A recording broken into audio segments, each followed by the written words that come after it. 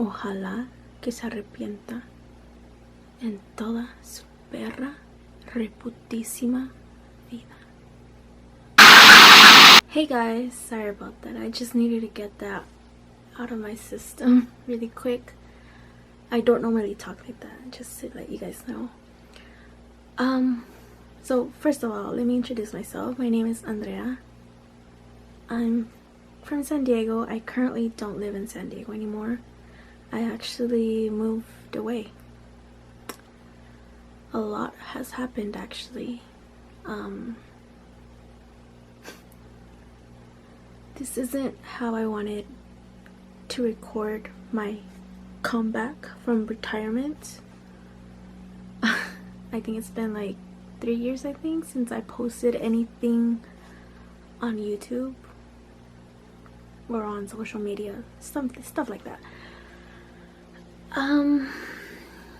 Yeah, like I said, this isn't how I wanted to come back. I'm single.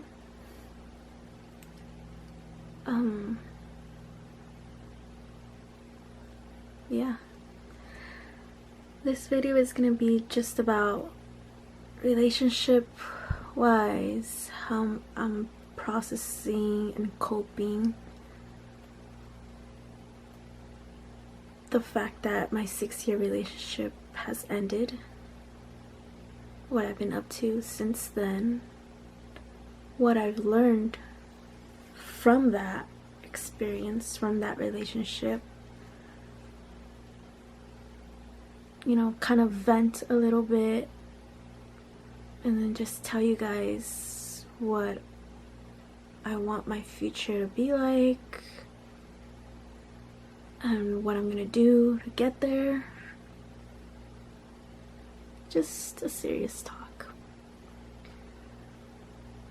Yeah, so I was gonna say, get your wines, get your Capri Sun, get your snacks, but I personally don't think I'll be able to concentrate. I'll probably drink a little bit more than I should and, you know, start spilling the whole tea.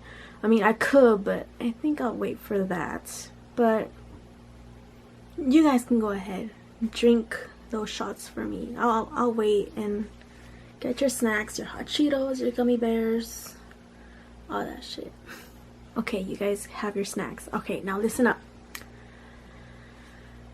Because what I'm about to tell you is something I've never actually told anybody, at least not from my inner circle. And by my inner circle, I mean family. And not even then, I barely told them some things this year and some things last year. You see, I'm the type of person that keeps everything bottled in, and I think it all started off when my parents started divorcing, and I seen shit as I was growing up, you know.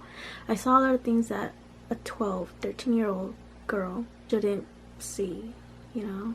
And I know you guys are gonna say, oh, what did you see, blah blah. I'm not gonna go into detail, you know, just family matter stuff. I'm trying not to curse, okay? I'm trying to be a better version of myself that I know I am and could be, okay? So back to the point, you know. So I keep things bottled up, you know. My stomach just growled, and I feel like that developed like a coping mechanism to avoid getting hurt from people, by people, you know. So I feel like these past 2 years have impacted me so much. It became like a character development. So I was in a relationship, a very serious relationship, for about 6 years, starting from 2016 all the way to 2022. Let me count just to make sure. 16, 17, 18, 19, 20, 21, 22. Yeah, 6 years. I can go back all the way to the beginning, but it's gonna be a really long video. I think you have enough time. So I met this guy, we're gonna call him DM. My eyes trying to like twitch a little bit, but I don't know, I think it's like the anxiety and of actually saying all this out loud. If I look over here, it's because I'm trying to see if my mom's like in the background. But yeah, so we're gonna call this guy DM. Okay, I met him through an app. I'm not sure if it's still called this, but it was called Yellow. It's like a dating app. And so I met him, it was roughly around this time of year, October. We spoke and then we ended up meeting each other on October 10th, which is the day I'm trying to post this, so hopefully I do post it just to close the chapter. But anyways, we met on October 10th, you know, everything was good. I met him, and to be honest, it was love at first sight. There you go. Love at first sight, you know. He was tall, handsome, had the most pretty smile ever. And I fell in love. You know, then I believe his birthday was like 5 days after October 10th, so fast forward October 15. From then to 10 to 15, we kept talking, you know, things were looking good, you know. We would hang out, go to the movies, you know, stuff like that. Flash forward to December of that same year, December 2016. You know, Christmas time was coming around, like we hadn't, you know, made it official, like defined the relationship yet. You know, we were just, you know, just hanging around, right? So that's October, November, December, 3 months, right? Should be enough time to like know if you like that person, if you want to ask them out, want to be boyfriend or girlfriend, or want to date, you know.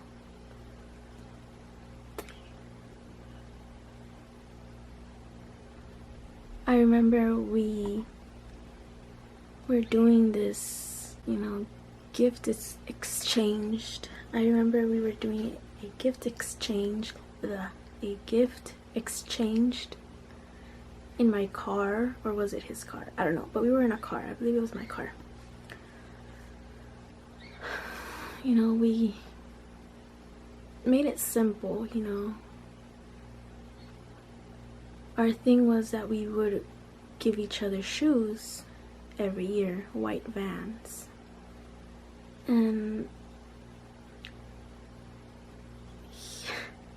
I remember he said that he didn't have enough time to actually gift wrap it, so at his work he used one of the wrappers there for, like, you know, fast foods, they have the plate, the tray, and then they put like some type of paper. So he used the Arby's wrapper and he wrapped my gift with that, and I thought that was so cute, because, you know, I really like it when guys do like small details that normally nobody else would do, because it just sets them apart from everybody else, right?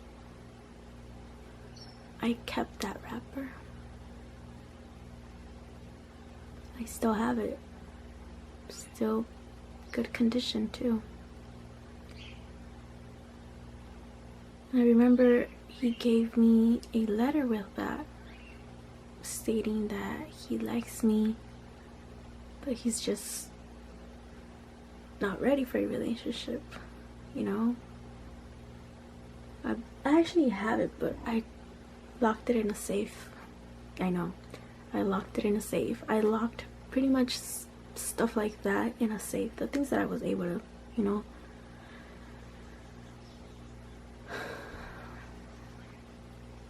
But yeah, he basically told me he liked me, he's not ready for a relationship just yet, blah blah blah, making up excuses. And at that moment I was like, you know what, that's fine, like I understand. But in my head I was like, okay, what the fuck, why am I wasting my time, you know? So a part of me was like, give him time, wait, you know, blah blah blah. But a part of me was like, yo, this is a fucking red flag. Why, you know? No, what? No. So I stopped talking to him for like a whole month or so, a month and a half or so, you know. And I was like, oh my god, why isn't this guy like talking to me? Why isn't he texting me back? Or like, why isn't he putting the effort to talk to me, to like, you know? Nothing at all. Okay, so I gave him time. Nothing at all. My stepdad's old boss was gonna have like this birthday party, and I was like, what better opportunity than to tell him, hey, you want to come to a party, you know? Originally I didn't know the party was gonna be lame because, you know, old people, but I was like, hey, this could be like a good excuse. So I texted him, I was like, hey, so we're gonna go to this party, do you want to come with? And he was like, yeah, sure, whatever. Well, not like whatever, but he was like, yeah, sure. So we ended up going, everything was good, and then that's how we started talking again. We started talking, and at this point I was like, there was no point to define the relationship if I know how I feel and if his actions are showing me that he is interested. So I just let it go. So that was like, let's say February, March, April, May, June, July. 5 months since that party. We were just talking, hanging out, you know, going to the movies, stuff like that, right? Everything was good. We were gonna take a trip to Los Angeles, I believe. I think we did a little day trip. And I remember my mom was cool because the moment she met him, she liked him. And I believe I still hadn't met his parents yet. Or I probably did, but we weren't, you know, still in that getting to know phase. So we were driving super late. July 1st was the day he was like, hey, you want to be my girlfriend? And the rest is history.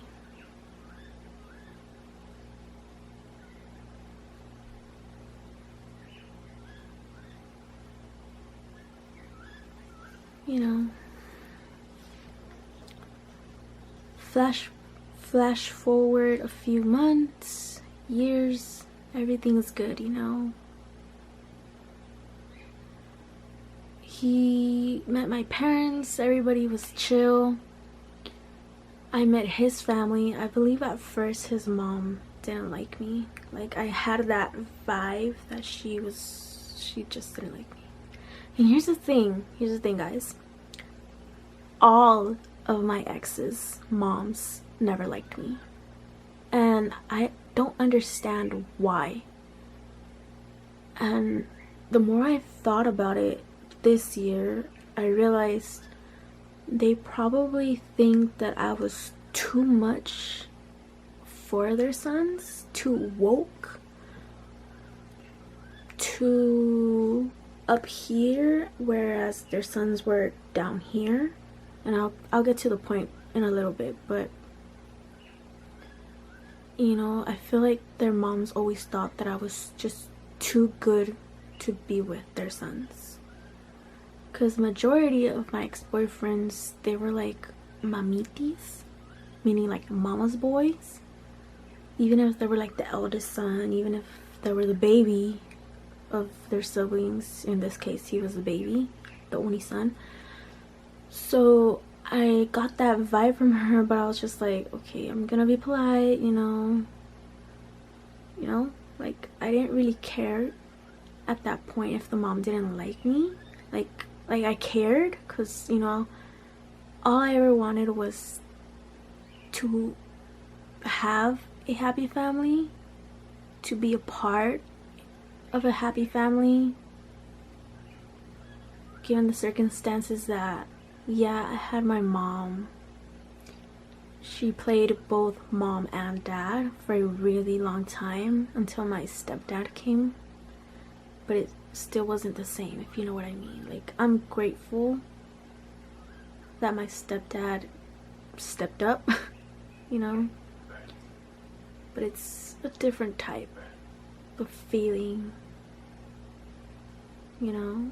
And well, I met his parents, you know. His dad was such a nice guy, you know, but his mom was, I don't know, in the beginning she was just like, I don't know, like she thought I was gonna take her son away, you know, because he was the baby. Like, I don't know, that all I'm saying is based on what I experienced, what I saw, what I felt, you know. So yeah, like, everything was good. My stomach's growling. Everything was good.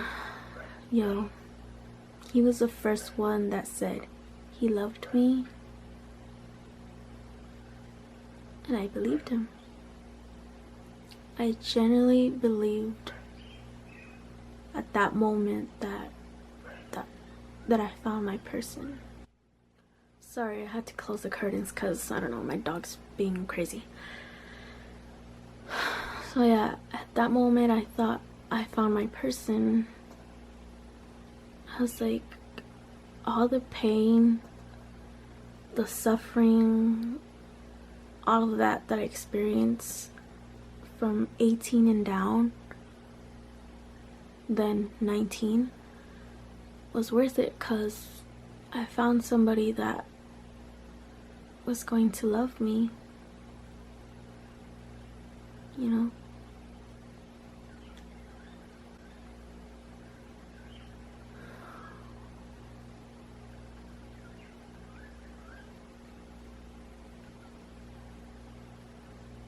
Years go by.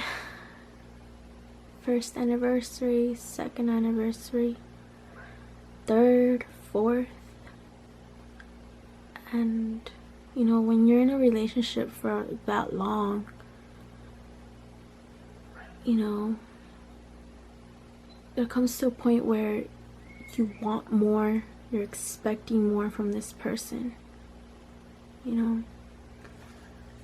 When I first met him, I was gonna study nursing because I wanted to become a registered nurse, etc., etc., right? Plans changed during that time, let's say second, third year of being with him.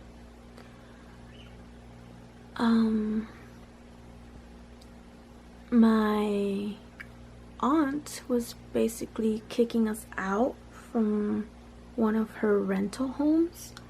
Like I said, I come from a broken household. My parents divorced when I was like 12, 13 years old, and we had a house that my parents owned at that time. But because of all that shit, my dad cheating and all that stuff, like, the court benefited him and basically kicked us out. So we had to move, and my aunt, she had this like duplex, so one main house and another little house in the back, right? So we moved there, and it was really tough because my family, all of my family from my mom's side is very dysfunctional, whereas everybody's like chismosos. Everybody's judging everybody, criticando, talking shit behind everybody's back, and you know, all that stuff. Mexican household, you know. So, you know, everybody, my mom started from a really low spot in her life, you know, and all the things that she has now was because she literally built that shit brick by brick, you know? And a lot of my cousins from that aunt that allowed us to live there, of course paying rent, they were jealous of my mom, but not only her, they were jealous of me because one, when I moved there, my mom had just bought me one of those little iPods, the little square ones, and you know, we would always leave the front door open because I mean, come on now, everything was gated, the houses were like just there, you know, and all the problems started there. You know, I'm the type of person that likes to take naps during the day, during the mornings. I'm not a morning person. I don't like sleeping at night. I can't sleep at night, you know. So I would take my naps in the afternoon. This was like when I was like 13, 14 years old, right?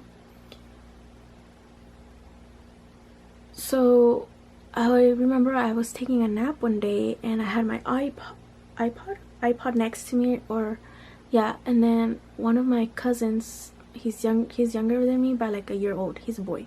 We're gonna call him O. So O, I guess he was jealous or whatnot, and I'm 100,000% he took my iPod. Because till that day, the day we moved, it was like 8 years after that, right? That iPod never showed up. Not even when we were cleaning, moving, nothing. It never popped up. So since then, we had beef. I had beef with those cousins. You know, it was just two. We're gonna call him the youngest one, that he's like a year old younger than me, O, and then the girl, she's like probably like 2-3 years older than me. We're gonna call her R, right? So me and R, my cousin, we were like blood sisters, you know. She was older than me. We were always, you know, but because of that incident, we stopped talking. Like the whole family, brother and sister, cousin type thing fell apart because of that. And you know, look, I know myself. I'm the type of person that will hold grudges. No, you're never allowed in my life anymore, you know. So yeah, you can basically say we were homeless for a really long time because one of my other cousins from that family, she's older. We're gonna call her B. B was at some point became super jealous of my mom because she had all these things, like brand new cars, you know. She worked on her own account. My mom has like a little house cleaning business, so she works on her account, right? And B wanted to have everything my mom did because she's like, well, if she can do it, I can do it too.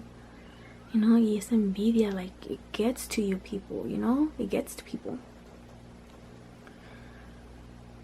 And so she started like envenenando like my aunt, you know, envenenando like my cousins, my cousins that I O and R. She started poisoning them. We're like, oh, blah blah blah, don't respect blah blah blah, don't respect your blah blah blah, your aunt blah blah blah, your cousins, stuff like that, you know. And they were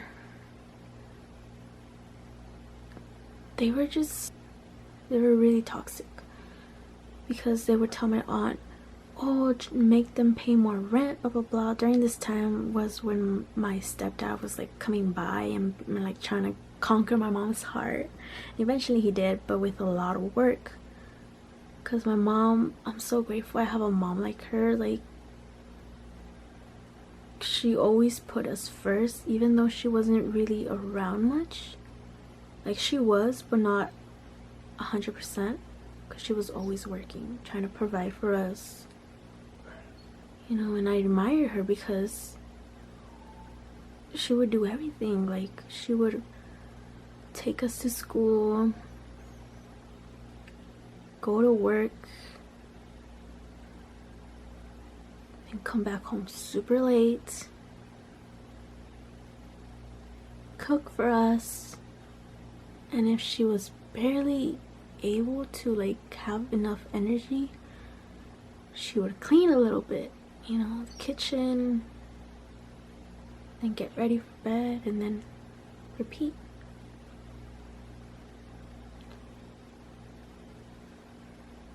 I admire my mom so much. She's been through so much. Even in her childhood, she's been through so much. And she is my Wonder Woman. She is my everything.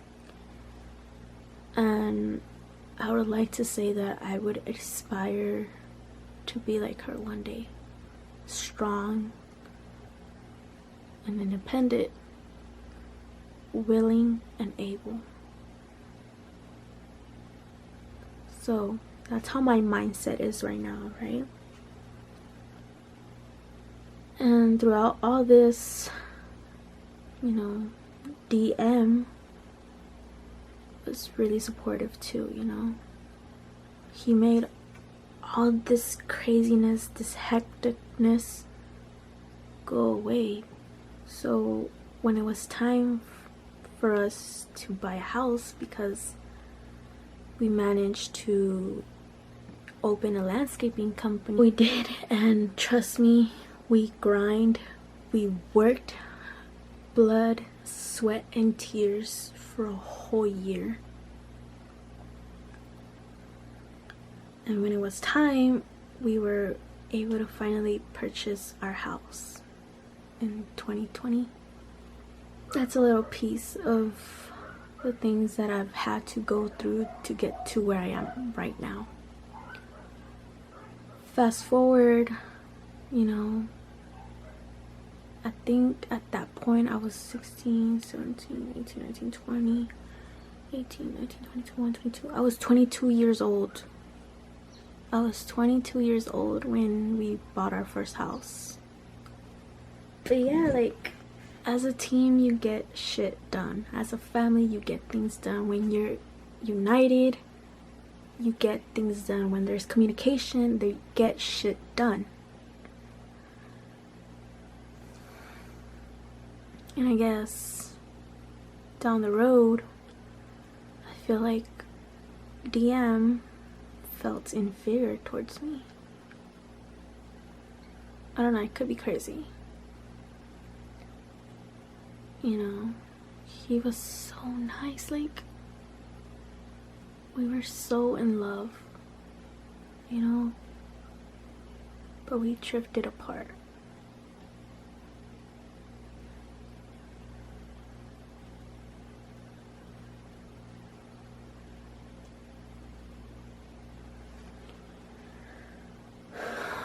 I think around 23 years old was when I was like, hey, we should start making plans, you know, of what we want our future to look like, how many kids we want to have, wedding planning, all that shit, you know. So DM is like, let's see, I'm 26, you said 28. DM is like 2 years older than me. So when I was 23, he was 25. Yeah. So I was like, yo, hello. You know, time's ticking. You know, we were in a good place, but I feel like he always wanted to be more than I was, if you know what I mean. Like I said, he felt inferior towards me. Like I said, because I was up here with my family and he was like here. And he even mentioned something like that down those lines. But I'll get to that later. So it's crazy that I was the one that had to basically beg him to give me promise rings. I even picked them out, you know. And I feel like that should have been another red flag that I should have noticed, you know. But I didn't care. Because in my eyes, I had put him on this pedestal and I was finally getting what I wanted, you know. Even if it was just a small baby step, you know. It was a step. You know, we would fight, we would argue, obviously, you know. Not all couples are perfect. But we always managed to get through. And I know I'm not perfect, and he isn't either. And I don't want to blame and point fingers at him, her, blah, blah, blah. And I know that with so much stress, being the eldest, being the one that is the head of the household, puts a lot of toll on a person, especially at such a young age. You know, I even feel the weight here just talking about this. Like, it's like stress, it's weight, you know. And I feel like I would kind of lash out sometimes. And I started to well, I always knew that I had like health issues and shit like that. I started to realize it a little more when he didn't step up, you know, the relationship.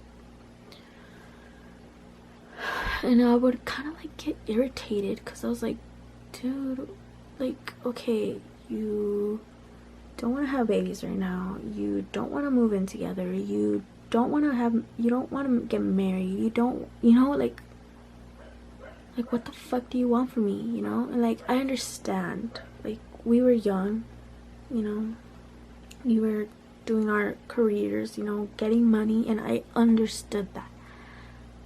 I completely, wholeheartedly understood that. Personally, I don't think I asked for much.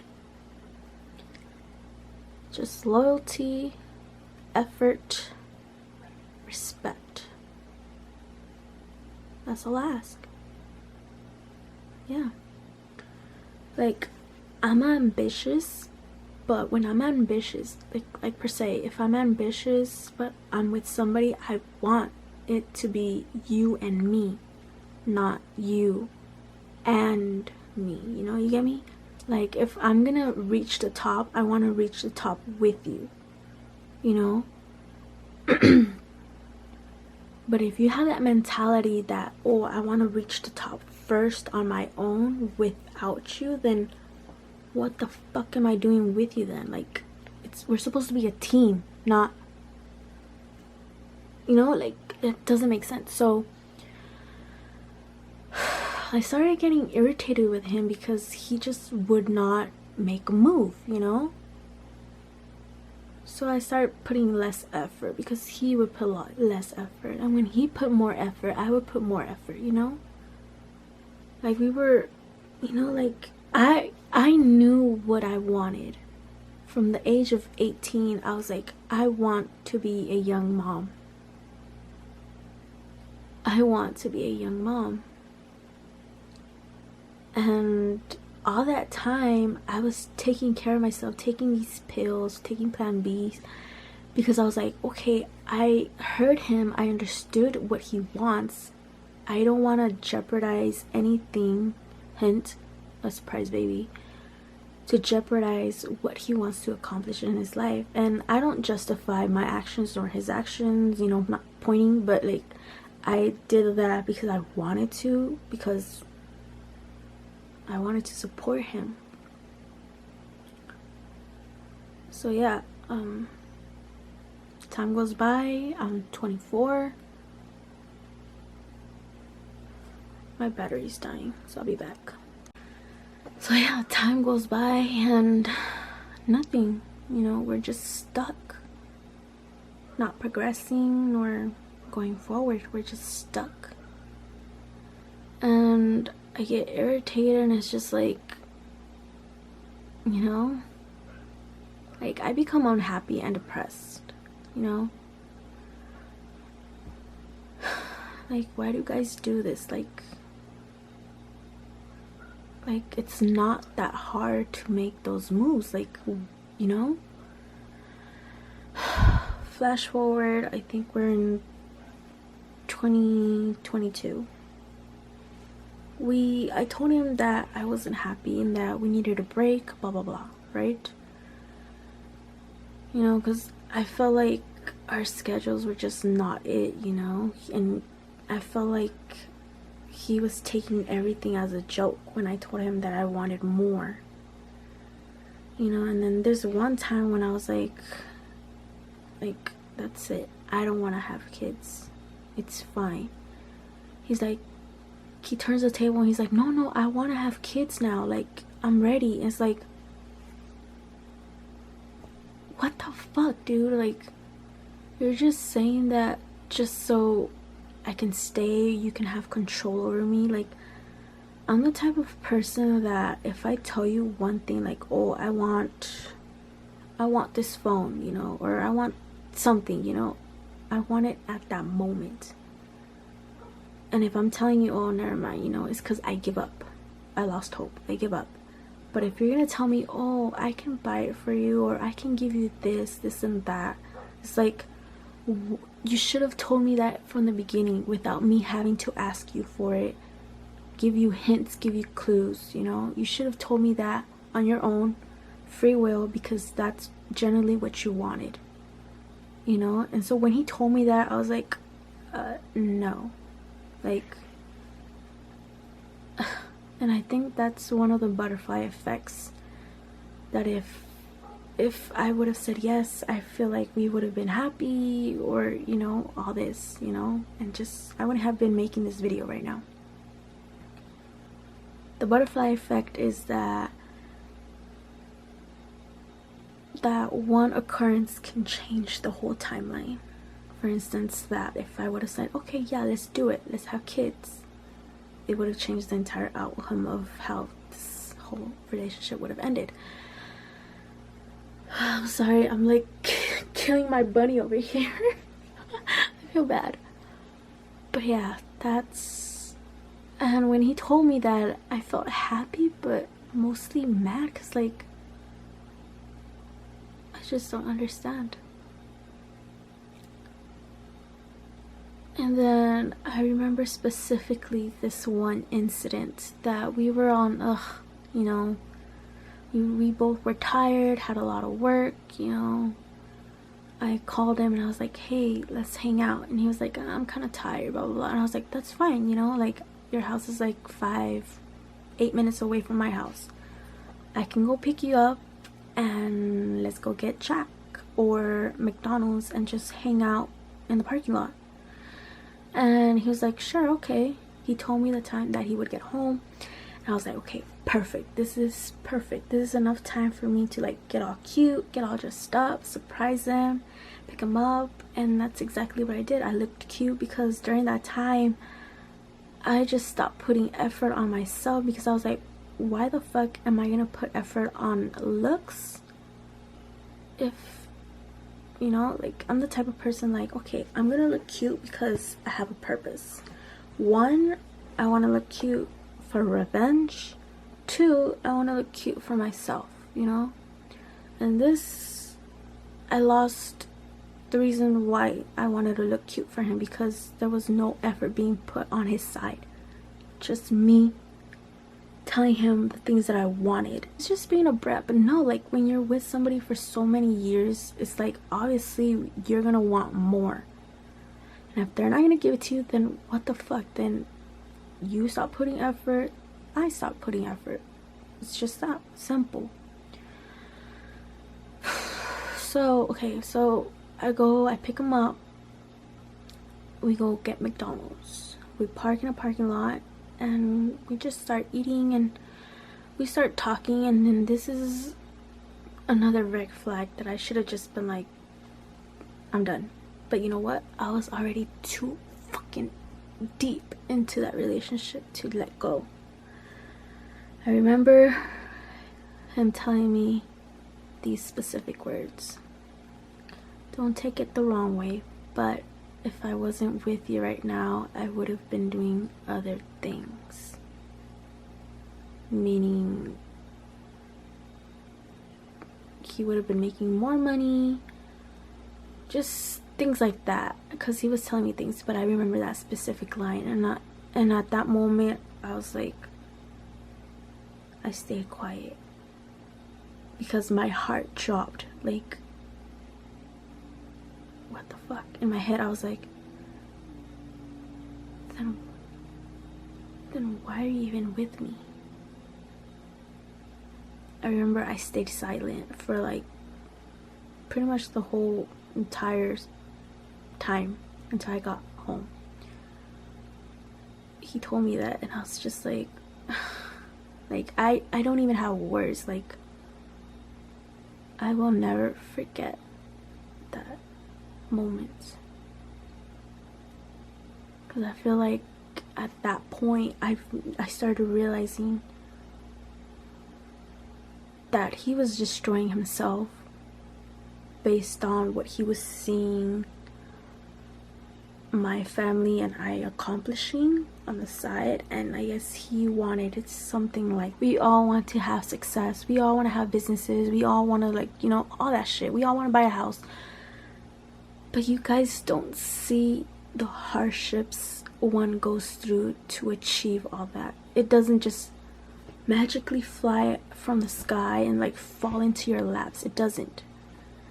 So he was having like this midlife crisis, I guess you can call it a midlife crisis during that time. And after months I was like, dude, we really can, like, you know. I believe March comes along, and the funny thing is his mom and I kind of almost just a few days share the same birthday. So my birthday's on March 19th and hers is on March 15th. So I remember I was having like these huge ass cramps, you know, like I was having my period. And for me, I don't get cramps. I hardly ever get cramps. But when I do, it hurts like a motherfucker, because of all the times that it never hurt, it hurts now. You know, so I was just like, dude, I'm not feeling it, like, you know. And he told me, oh, get ready, get cute, blah blah blah, you know, kind of like I understand, like he wanted to like animarme, cambiar mi ánimo and all that shit. But I was just like, no, dude. And we got into this big ass argument, and in the end I think he just went home by himself. And I was just like, dude, like, you know, like a lot of shit happened that I'm not saying.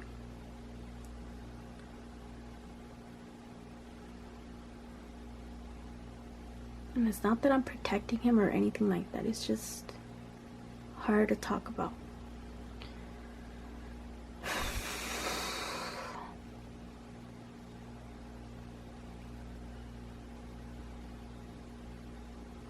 So, stuff like that, you know, like. So tell me, how is one supposed to react after all that?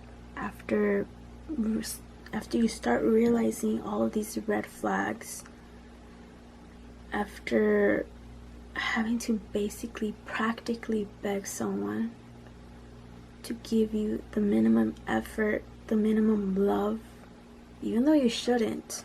You should always be asking more, you know, not for the bare minimum. And I started to realize this, but at this point I just loved him so much, so much, that I didn't want to let him go, you know.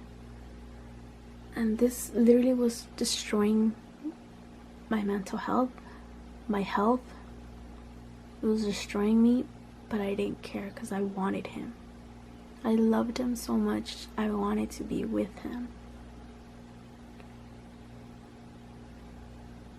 You know, and after those little scenarios, there's probably more, but I'm not going to talk about it because, you know, but after those, like, something in me changed. It was like, I'm not gonna, you know, put too much effort on something that I know is gonna it's gonna go away. I feel like something deep down inside me was like, at this moment, it was like, this is probably not gonna be forever. That somehow, someday, I'm gonna have to move on and leave him behind.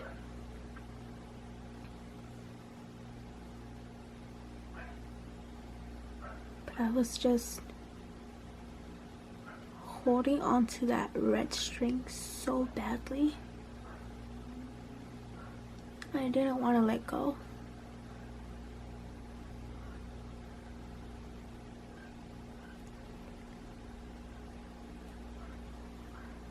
And I remember around July 22, I had taken a pregnancy test and it came back negative. And I remember I called him and I was like, hey, we should talk. He came over and I showed him, and then I was crying and I was like, yo, this was so scary.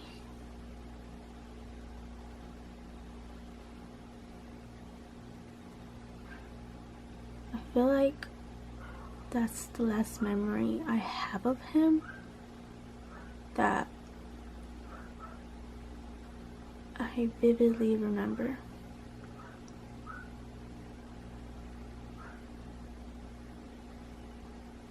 And if anything, the only thing I regret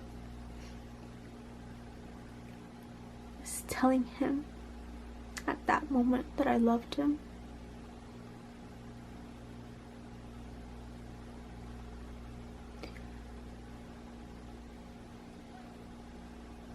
You know, I'm trying so hard not to cry, but these tears are coming out on their own. So after that, we kept talking. I was kind of down, you know, because I was like, it is what it is, you know. After that, I became more depressed because I was like, what? I was like 24 years old. Somewhere around there. I was like 24 years old, and I was like, dude, all my friends are either married, they have kids, and what am I doing? I'm here stuck.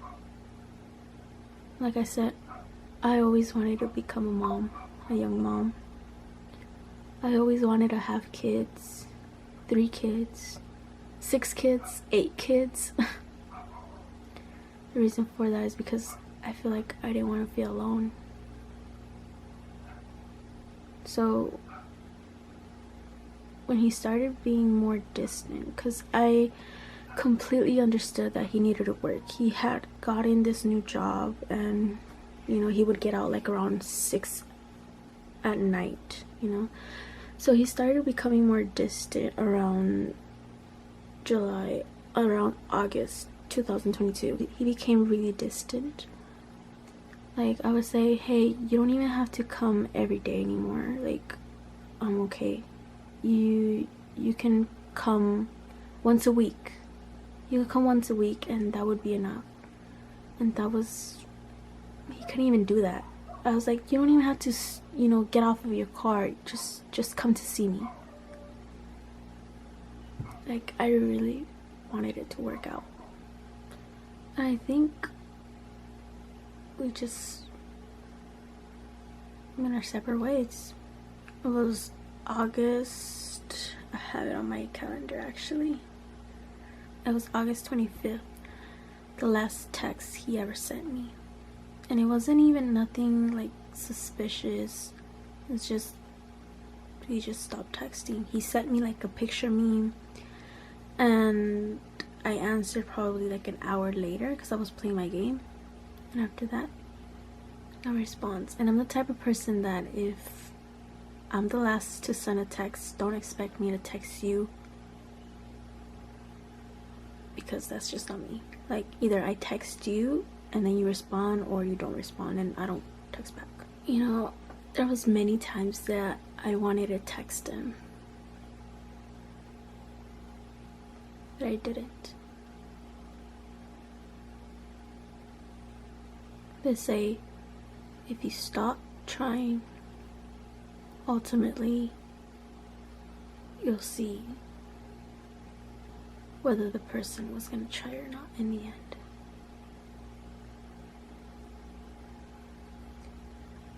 Days went by, weeks went by, and I was losing my mind. If you guys seen that Twilight series, you know, Edward and Bella, you know, when she's just there sitting down and just looking just hopeless, and you see how the camera just rotates, like showing how time passes by and she's just still stuck in limbo. Well, that does happen. I remember I was so broken and just super sad. Like, I cannot explain to you how sad I was. And I was like, I need to do something. I can't be stuck here studying, because by then I was taking some courses, working, studying. I didn't have a car because like a year or two back, I was in a car accident. My car got totaled. I have, you know, so I couldn't even go to his house because I felt weird asking my mom, hey, can I borrow your car? You know, like, I'm not the person to go looking for people because I have such a big ego and pride. But when I do, it's because that's my final time that I'm ever gonna, you know, reach out. That's my final act of love. And then if nothing happens, then I let you go. So yeah, so I didn't reach out. And then I remember during this time, I was like, I need to do something. I can't be here. I need to, you know, go out, because I was going crazy. I started to develop some insomnia stuff, bipolarism. My anxiety and panic attacks started popping up again. I was just in the zone, just focused on working, and it was like that for a while. So I was like, okay, I'm gonna go to Bad Bunny's concert. And I did. I went by myself, and I remember I was like, oh my god, I'm really gonna do this. I'm really gonna go to this concert by myself. So as I'm getting ready for this concert, I felt uncomfortable because I've never been anywhere by myself, because I was so used to being with this person, going out with this person, you know, doing stuff with this person, you know. I was never on my own.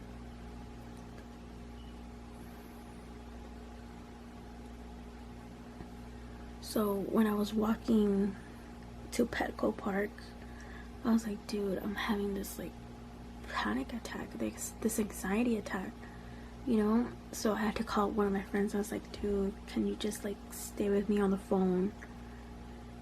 I feel nervous, I'm shaking, I feel uncomfortable, like, just stay with me until I at least walk in past security, and just stay with me further. And he did, you know. It's like, I was just, I'm grateful that I can say that I have friends, distant friends, because I know them from high school and stuff like that, but I don't keep in touch with them as much as I would like to. But when I do, it's like we never stop talking. So I'm really grateful I have people like that in my life. So I ended up buying a few margarita drinks there. You know, I was having the time of my life, but something was missing. Months passed, so September, October.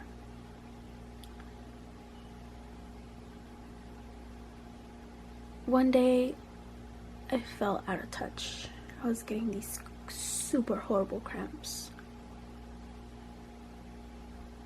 Like cramps I've never felt before. And I started getting my period. Or so I thought it was. And I didn't know what it was at first.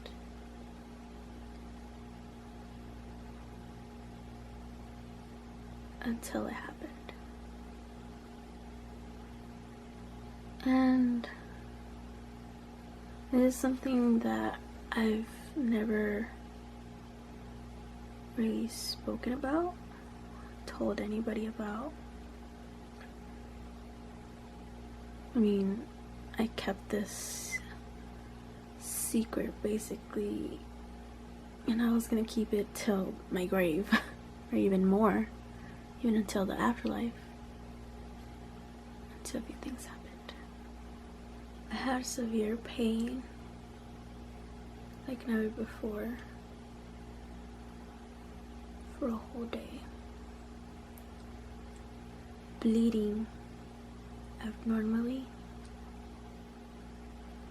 I thought that was normal.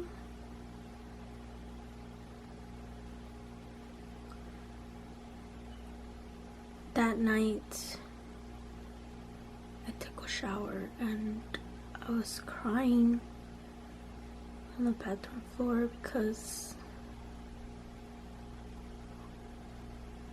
I realized what was going on.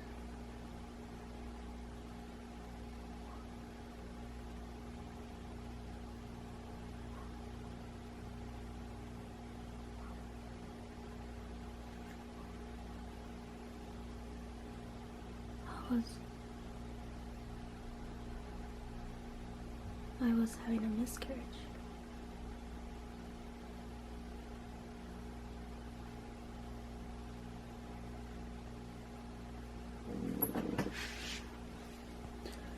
And I think all that happened because of everything, the stress.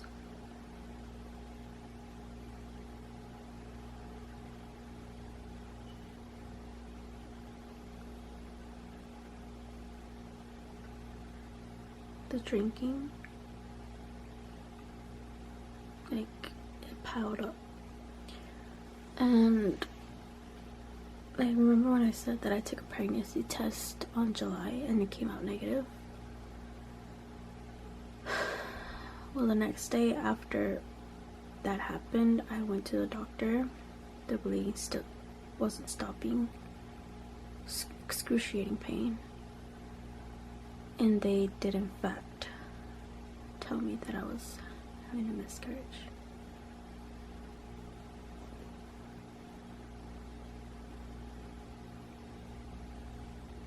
They told me that it was one of those like pregnancies that you don't detect.